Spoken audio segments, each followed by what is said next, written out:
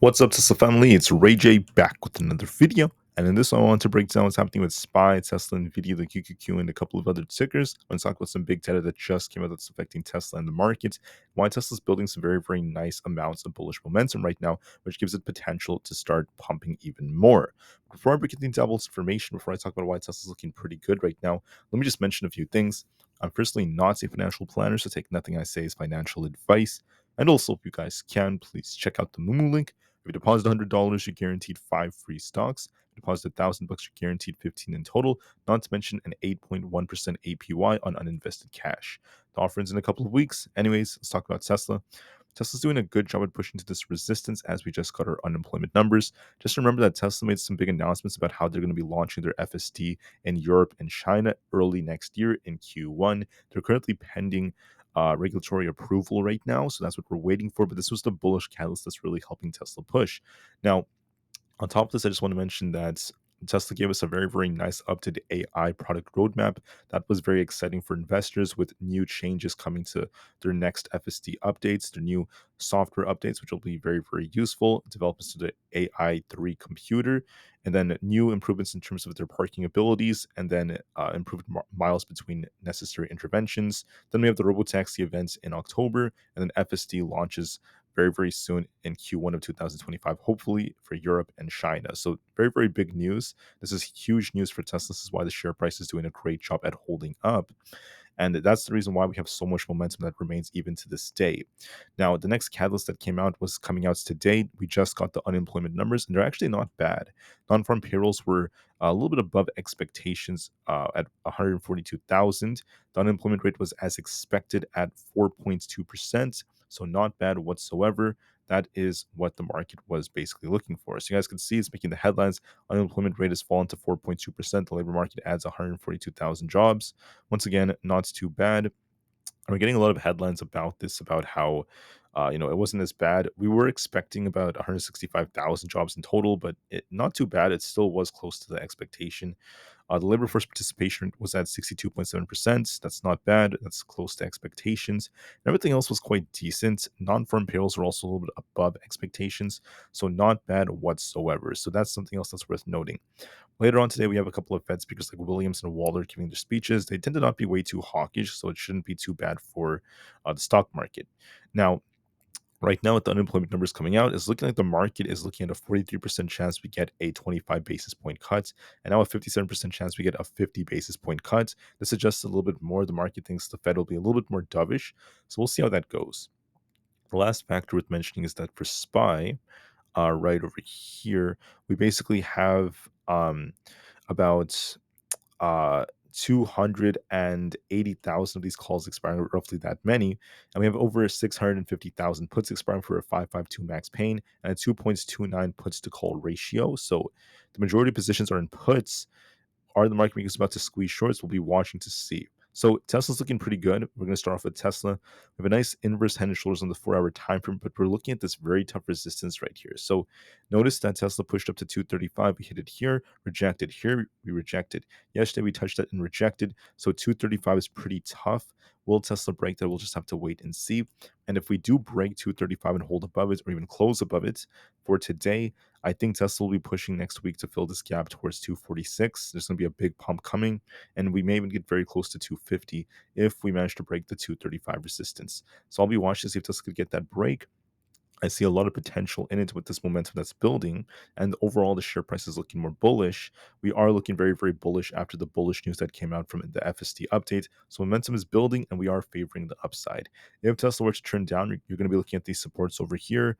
We have this 230 area as support. If that fails us, we're looking for 228. If that fails, you're looking for 225. And then if that fails, our next gap is going to be filled all the way down to 219. Just want to call out this gap below just so that you guys are prepared. But that's looking unlikely. What looks more probable is Tesla breaking out, trying to fight for 235. We'll see if we break that or not. If we do break that, we'll be looking at this trend line as resistance at 238. Then we have the 240 area. And then above that, we're going to likely just fill the gap straight up to 246. So those are going to be resistance levels. But I think this chart is favoring upside. We look a lot more bullish thus far. The only issue is we have this tough resistance at 235. So we'll see if Tesla breaks that or not. But nonetheless, we're bullish. For SPY, I called out how we had this falling wedge, and so far we're just kind of flat. We'll have to see if SPY gets a bounce or not. We're just kind of shuffling at 550. Why is SPY doing this? Because the unemployment numbers were decent. They weren't too bad. So that's why we're actually holding up quite decently thus far. But now it's all just a matter of how on earth are we going to react to some key levels. So we have this 550 area as our key resistance zone. If we reject off this, we're looking at 547 as our main support. If 547 fails for the day, if we close below that, or if we hold below that, we are at risk of coming down to fill the gap towards 543. If you hold above 550, we could attempt to get back up to 553, but that's going to be a little bit tough. 550 right now, SPY is kind of like struggling right here. We're just shuffling for now. So we're just going to have to see which way we break. There is potential for it. We're a little bit green in the pre-market, so we'll see if 550 breaks and just give this the time it needs. I'm going to be very patient nonetheless. Watch your levels and just know that max pain's at 552. So if we continue to hold above 550, we could be looking for a target of 552 by close, because that's where max pain happens to be, which would benefit the market makers. For Nvda, we're still just range bound again. We have 110 as the main resistance and 104 as the main support. We're just going back and forth between this range. Whichever way we break will determine the bigger move. Lose 104, we're going down to 99. Break 110, we're going up to about 114 or higher. Otherwise, we're just completely range bound. We're just waiting to see what this is going to do. For ES, we're also back in our range. I just wanted to say that we have this resistance to watch for at 55.20. We did dip a little bit below that to get to 54.80, but now we're trying to get bought back up. So watch 55.20 is our resistance. If we break this, we're going up to about 55.40, around that range. If we don't hold this, we're looking for 54.80 as our support. So we're doing a good job so far. We'll give this some time. It's trying to get bought back up right now. So I'm seeing buyers defending. We'll see if this ends up benefiting SPY, and the other SPY is still shuffling at 550. For NQ, we're range bound. We're looking at basically 19,000 flats as resistance, followed by 19,130. And the support's at 18,800. So give it the time it needs. For the QQQ, we basically have this resistance to watch for around 460.8. If 460.8 breaks, we're looking for basically 463. And then if we end up losing support, we're looking for 458. Right now, we're just kind of stuck in the middle. If 458 fails us, there's going to be a risk of us dipping a lot lower. So that's going to be a critical support. So far, the QQQ got bought back up, and we're still fighting at 460. So we just have to wait and see which way we hold. With lots of puts expiring, we could see a little bit more bullish momentum building. Apple's looking a little bit more bullish, like I was saying in my video yesterday. Watch 222 as key support. If that fails us, we could return to 220. Watch 223.8 as resistance. If we break that, I have 224.25 as a target, followed by 226. Watch those levels very carefully. We do look more bullish on Apple. The Russell is just very tricky. It's barely at this 212 area. We got to try to get back above 212. If we don't do so, we're at risk of coming down to 208 all over again. But so far, I think that we're going to be looking to see if this could try to fight for 212 or hold above it. It's looking a little bit lackluster in its ability to do so, so it may take some time, may not be able to do it, so we'll see. For coin, I said to watch the low 160 to see if we bounce or not. I was talking about how if we did hold 160, if we could be dipping for 155 and then try to bounce. As of right now, it's trying to hold up. Let's look at 161 as our support, followed by 160. If that fails us, we could be looking for 158 and then 155. The resistance to watch for is going to be at 165, then 167. If we break those, we're looking for 171. So make sure you watch these levels.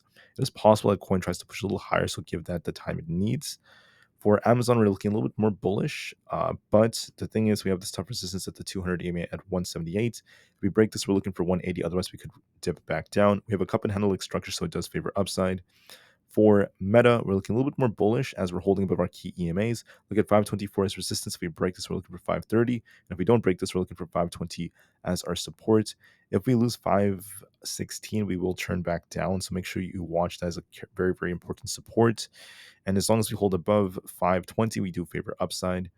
For Microsoft, we're looking at resistance at 410. Our support's at 405. We're just stuck in the middle, but we are looking like we want to test 410. If it breaks, we're going to go higher to like 412. For Google, we're just range bound. We're looking at 160 as resistance. If this breaks, we're going to pump towards 162 plus. If we lose 156, we turn bearish. So far, it's holding 156 very nicely, so it does have potential to push up for 160 plus. So give it some time. With that being said, that's your analysis of the market right now, what I'm seeing from all these different individual tickers. Tesla's doing a good job at holding up. But like I said before, we have this tough resistance at 235. We'll see if we could break that or not. It may take time to break it, but I think eventually we will break it. It just I don't know how long it's going to take. It was going to take us like a week or a couple of days or even like today. It all depends. So we'll see. But ultimately, the share price of Tesla is looking bullish in terms of its setup. With that being said, I thank you all so much for listening. I'll see you guys in a couple of hours for another update. Have a great day and peace out.